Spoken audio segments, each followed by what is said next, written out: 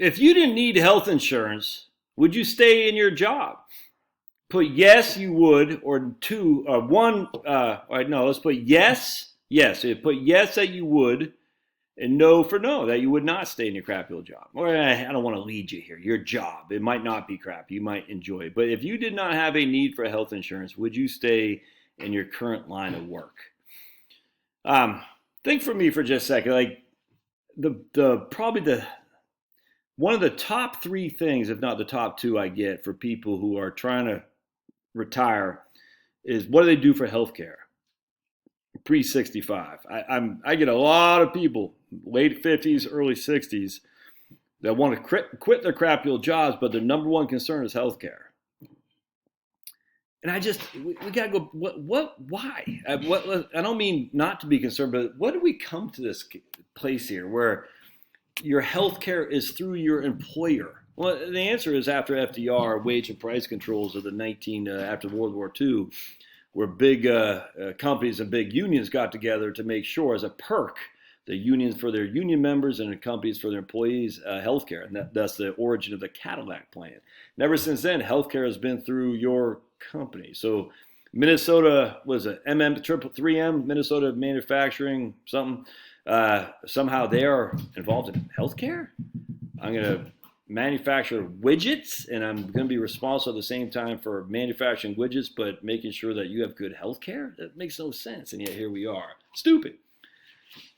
And so we're stuck. We have golden handcuffs. I hate to even call them handcuffs or golden because it's just free health care. So a lot of people stay at their crappy old job just because they want or need the health care.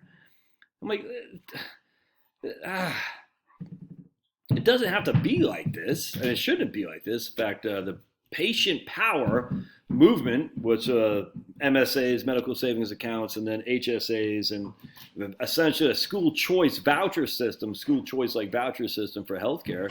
The government says, we're going to give you a voucher, $10,000 a year. Go buy it yourself, man.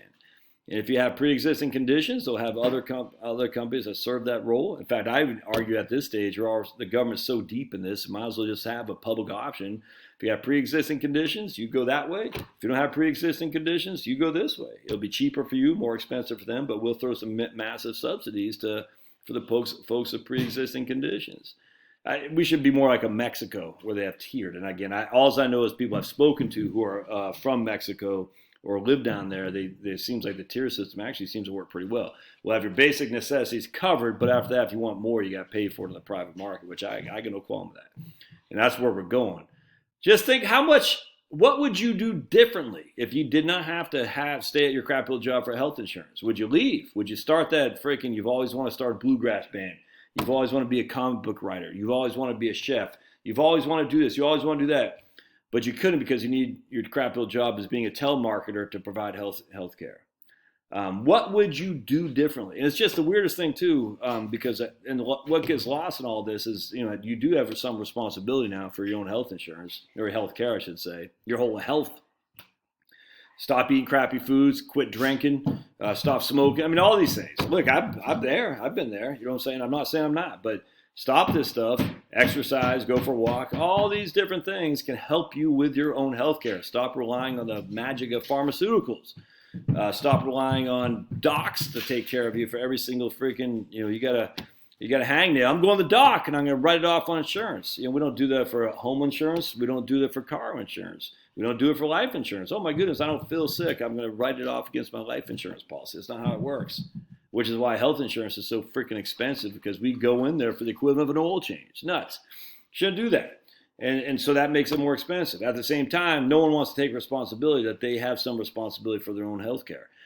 Look, there are people with genetics. There are people with pre-existing conditions. I'm sorry, the vast majority of us, that is not us. The vast majority of us our health is bad. And I actually attribute it to not being happy at work, all right, and bringing the home life, that work life home, and not being happy, having problems at home because of that financial stress, work stress, bringing it home, and then having to work as opposed to doing something you enjoy. I truly believe it's this big vicious circle. You get some job, you take on a bunch of debt first and foremost. You get your first job, you can't after college, you don't like that job, you wake up 10 years later, you got more debt. Now you got kids. Now your health is starting to deteriorate because you're just not happy. You're sitting in traffic 45 minutes each way, and you're eating crap. You're not exercising.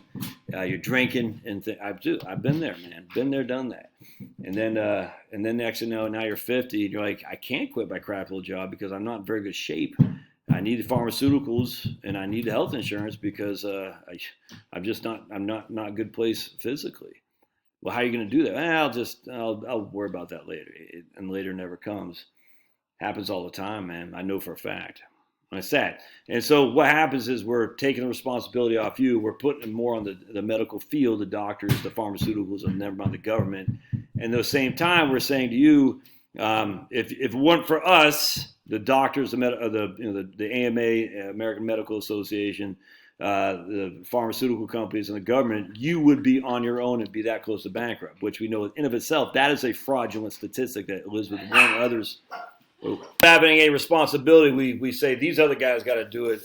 And by the way, I don't want the responsibility to on my own and to quit my crappy old job because that would be too risky. And it is, man. It is, because everyone's worried about going bankrupt because of healthcare.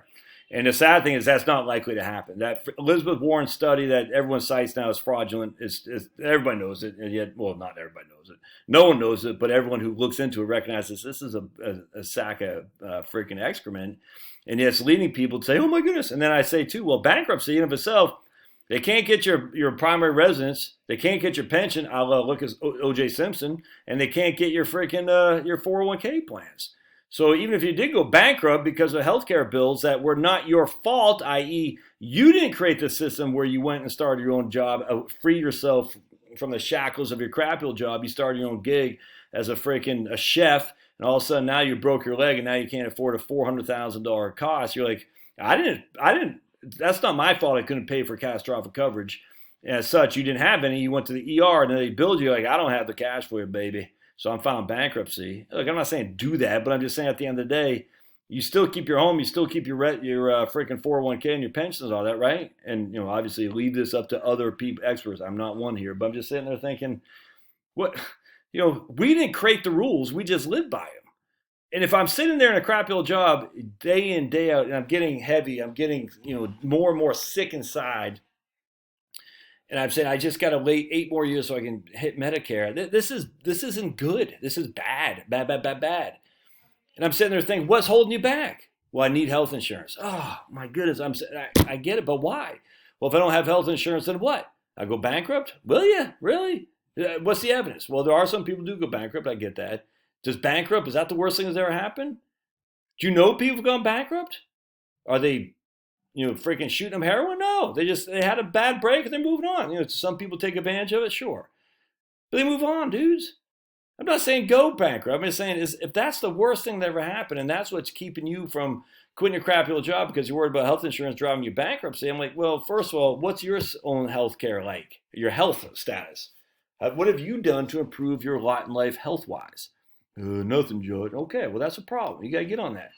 Part 2 of this is, there are, you can go on ACA.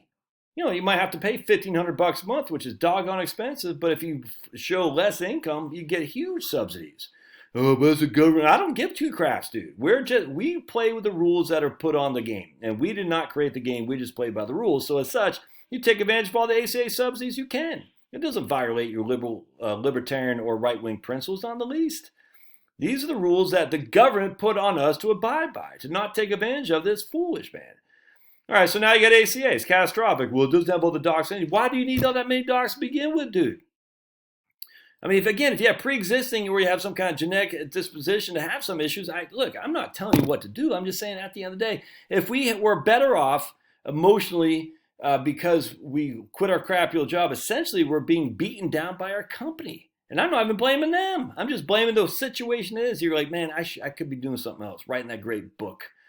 Out there coaching a semi-pro baseball team, traveling around. There's just so many things you could be doing. But the one thing holding you back is health insurance. If that's truly the one thing holding you back, have you thought this through? Especially if you're putting on weight, your high blood pressure, you're taking 3 now, 4 now, 5 pharmaceuticals. Because what happens is you take one pharmaceutical, then you have side effects. They give you another pharmaceutical to take care of that first pharmaceutical. Now you're 3 or 4 sheets to the wind with all these pharmaceuticals, and you're on for life. Sad, man. So anyway, just think about that. What would life be like if you did not have to worry about health insurance? Now, I'm telling you, it's coming. We're gonna get a single payer, and I'm telling you, everyone's gonna scream bloody murder, socialism. It's freaking already here.